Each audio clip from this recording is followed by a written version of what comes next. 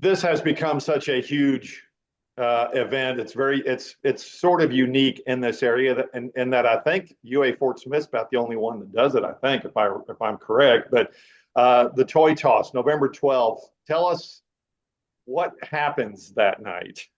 Yeah, so the toy toss is something that I know we did when I was younger and growing up in Fort Smith. And so when I got here as a student, it was no longer something that happened. I graduated, started working over in student activities. We got a new basketball coach, and I was like, hey, I've been trying to get this back for years. I'd love to do it again. And last year was kind of the culmination of that. We got to bring it back. But basically, what Toy Toss is anyone who brings a toy to the game on November 12th will be able to get into the game for free, most importantly. But also, if they have a stuffed toy with them, they can throw that toy onto the court after the Lions score their first point.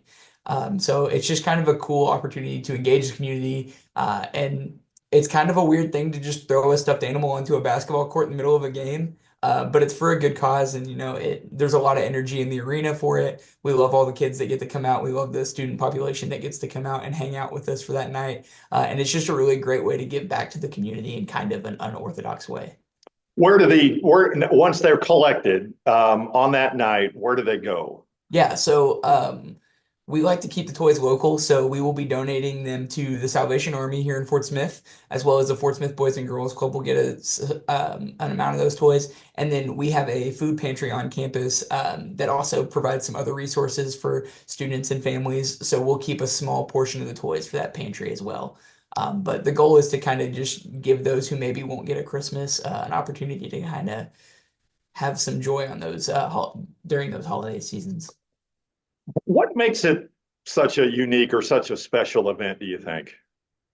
So I'm a big sports fanatic, and I just think like the idea of throwing a stuffed animal onto a basketball court in the middle of the game is so outlandish. And like last year, it was such a surreal moment of like seeing all the toys fly down onto the court. Because like obviously not they're stuffed animals, you can't throw them that far. So like people are getting hit in the back of the head and having to grab it and throw it back into the court. Like it's just so fun because it's just raining toys for like a solid 2 minutes, and then we have the court cleared in a minute. The Fort Smith Boys and Girls Club sends some of their kids out, and they kind of help us clean the court with our cheer and pom squads, and then we start counting in the back. But it's such a random thing that's so fun for people to kind of get that opportunity to just do something different. Like how often do you get to throw a toy on a basketball court other than once a year at UAFS? So that's on November 12th. Now, starting October 17th through November 8th, it's toy related. Talk about what's going to be happening in that time frame. Yeah, so we have some local businesses that have partnered with us. The top of my head, I know ABB, Arvest, and ArcBest. They partnered with us last year, and they're collecting toys at their locations. And the United Way in Fort Smith is generous enough to help us kind of um, organize that toy drive. But basically, that's for people who maybe can't be at the game as much as we would love for you to come and be able to physically throw your toy. We still want to collect those toys for the Salvation Army. So you can donate at those locations. Also here on campus in the Smith Pandergraft Campus Center in our office of campus community engagement, we're also collecting here. And we have a toy drive actually going for some of our student organizations, and they compete for one of these trophies here. If I can get it in frame. But they compete for one of those trophies like that. And then something we've added this year is we're actually doing a second trophy for our area schools. So they will be collecting toys, and we will be counting their toys when they come at the door in the area school, whether that's an elementary school or a high school. We're hoping for an elementary school to win because we think that's kind of the target demographic. But they'll whatever elementary school brings the most toys with them on the day of the game will get a recess with our men's basketball team, as well as tickets to another game. And if they're a school that's going to be joining us for our Partners in Education game, they will get to sit behind the men's team's bench. So a lot of cool opportunities for the school that wins, but a lot of ways to donate, a lot of ways for us to collect and keep up with all these toys. We hope that everybody can join us and throw on November 12th, but if not, plenty of opportunities to donate ahead of time.